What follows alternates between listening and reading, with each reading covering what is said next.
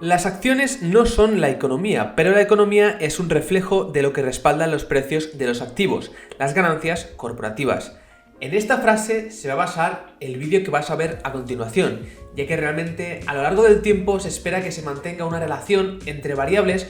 como la economía, el mercado y la confianza del consumidor. En los últimos años hemos visto una década de política de tasa de interés cero, cantidades masivas de liquidez, sobre todo a partir de 2020, y grandes apoyos financieros. Y es posible que el mercado se haya distanciado de la realidad. En este vídeo quiero mostrarte muchos datos, gráficos y estadísticas reales que muestran a día de hoy el mercado y la economía y su relación para que puedas entender de una forma más objetiva y racional en qué punto nos encontramos. Y esto lo argumento a partir de un gran informe que he encontrado en Real Investment Advice. Por lo tanto, este no es un vídeo de predicción de crisis ni predicción de crash bursátil, ya que es imposible predecir este tipo de acontecimiento, pero sí que es un vídeo para dar una visión global de dónde nos encontramos, de la relación entre el mercado, la economía y la confianza del consumidor y a dónde puede ir el mercado a lo largo del tiempo, basándonos siempre en datos objetivos, racionales y también en estadísticas históricas. Una de las variables más típicas y más clásicas que podemos analizar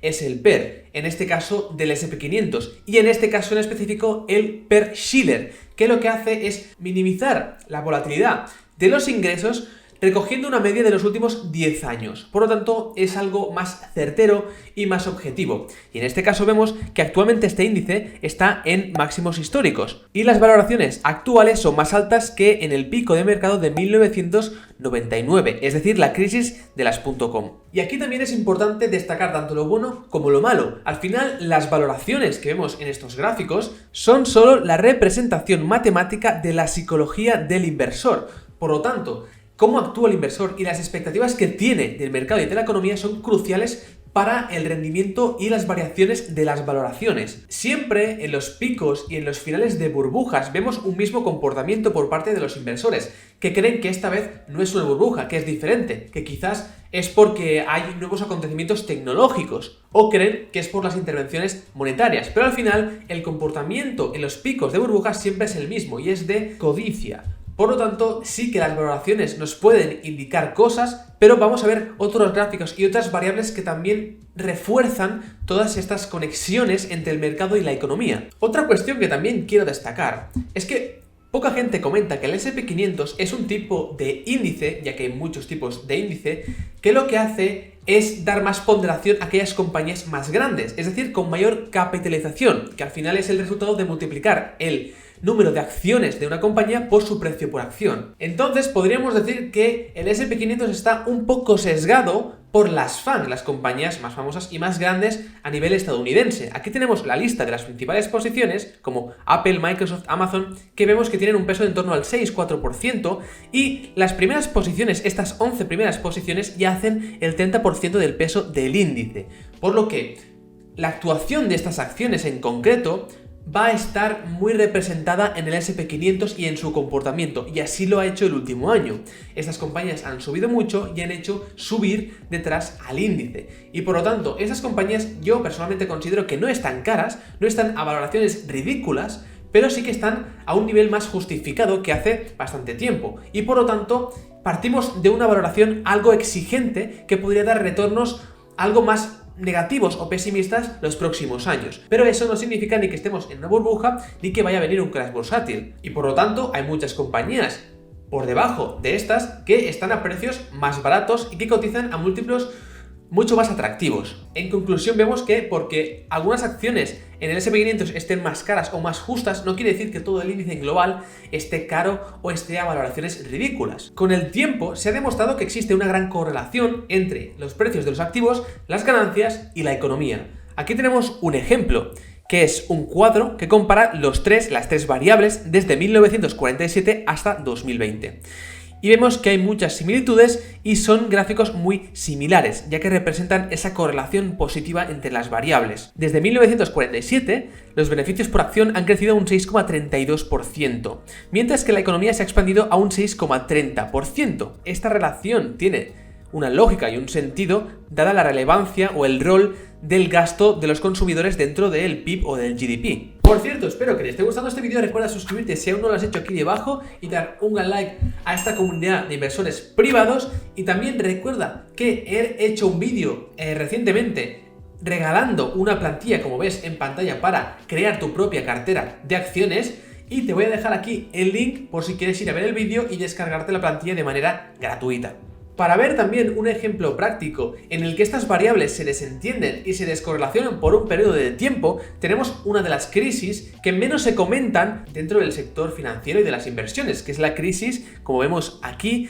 de 1962, cuando el S&P 500 cayó un 28%. Entonces, esta es una crisis que vemos aquí que fue muy severa y después tuvo un gran mercado alcista. Pero la cuestión es que aquí es una crisis en la que Warren Buffett salió públicamente explicando lo que estaba sucediendo. Había mucha especulación en cuanto al por qué estaban cayendo las acciones. Y lo que dijo Warren Buffett era que existía o había existido en los últimos años una gran descorrelación entre la subida del índice y la subida de las ganancias corporativas. En este caso vemos que el periodo anterior a ese crash, el S&P 500 había aumentado en un 44%, mientras que el EPS o los beneficios por acción habían aumentado a un 5,3%, hasta los $3,37. Y esta descorrelación acabó resultando en un crash o en una corrección en bolsa para volver a estar unido a la economía. Pero la cuestión es que actualmente vemos un poco el mismo escenario, en el que ha habido un gran crecimiento del precio de las acciones y este es más pronunciado que las estimaciones que existen de los beneficios por acción en los próximos años. Entonces realmente esto no quiere decir que vaya a venir una crisis, sino que simplemente a largo plazo esta diferencia se va a tener que matizar, se va a tener que minimizar de dos formas, o con un crecimiento exponencial de los beneficios por acción y del crecimiento económico, o por lo contrario, de una bajada de las acciones y de los precios de los activos. También, obviamente, tenemos una gran relación entre el crecimiento económico, el GDP, y el crecimiento de los beneficios empresariales. Aquí vemos como en el 2000 y en el 2008 las ganancias corporativas se contrajeron en un 54% y 88% respectivamente, a medida que disminuyó el crecimiento económico. Esto fue así a pesar de las llamadas de un crecimiento interminable de las ganancias antes de estas dos crisis. Ante estos acontecimientos, los precios de las acciones se contrajeron en un 50%, viendo esa nueva expectativa de decrecimiento o de crecimiento más ralentizado de los beneficios por acción de las compañías. Y este es uno de los escenarios que podríamos ver los próximos años si se produjera un cambio en las estimaciones de los beneficios, que por lo tanto pasaran a ser de muy positivos a neutros o a negativos. Y esta relación tiene aún más sentido si se observa la variación anual de los precios de las acciones en relación con la variación anual del PIB. Vemos que cuando la economía va más mal y los beneficios decrecen o crecen menos de lo esperado, entramos en terreno negativo en cuanto al GDP, es decir, a la economía. Y el S&P 500 lo acompaña en casi todas las veces, como en periodos negativos del 50 al 60, caídas a principios de los 70, caídas severas también a principios de los 80 y después podemos pasar a las clásicas crisis del 2000, aunque no fue muy severa en cuanto a decrecimiento del PIB, y también a la crisis financiera, que esta sí que fue muy negativa para la economía en 2008, y vemos también la reacción en 2020. Y no son solo los datos económicos los que tienen una correlación histórica con los mercados. Las ganancias y los beneficios también se correlacionan con los mercados a largo plazo, como vemos en este gráfico, debido a su dependencia del crecimiento económico. Las ganancias no pueden vivir aisladas de la economía, y como es de esperar, en todas esas épocas de recesiones que se marcan en barras grises, vemos una gran correlación entre el PIB real y las ganancias del S&P 500. Lo preocupante actualmente es que si vemos esa correlación con las ganancias, ¿qué pasa si el S&P 500 está rodeado de muchas compañías que no tienen beneficios? Ya que, como vemos en esta imagen del Russell 3000, muchas de las compañías a nivel porcentual no tienen beneficios positivos, tienen beneficios negativos y tienen un peso superior al de la crisis de las .com, donde existían muchísimas compañías que no tenían beneficios. Si en esa época ya existían muchísimas compañías basadas en las típicas .com, en las webs, que no eran rentables, Actualmente hay más compañías a nivel porcentual que no tienen beneficios positivos y eso es alarmante, ya que vemos esa correlación de la economía, el mercado y la creación de beneficios, el crecimiento de los beneficios empresariales. Entonces, si vemos una descorrelación entre la economía, los mercados y encima vemos que las compañías que están liderando esas valoraciones no tienen beneficios, es algo más preocupante, ya que si hubiera un ajuste con una caída del precio de las acciones, sería mucho más agresivo y más dramático. También es importante analizar los inflows, las entradas de dinero y también las salidas, los outflows. En este caso hemos visto una gran inyección de liquidez por parte de la Reserva Federal, entre otros bancos centrales,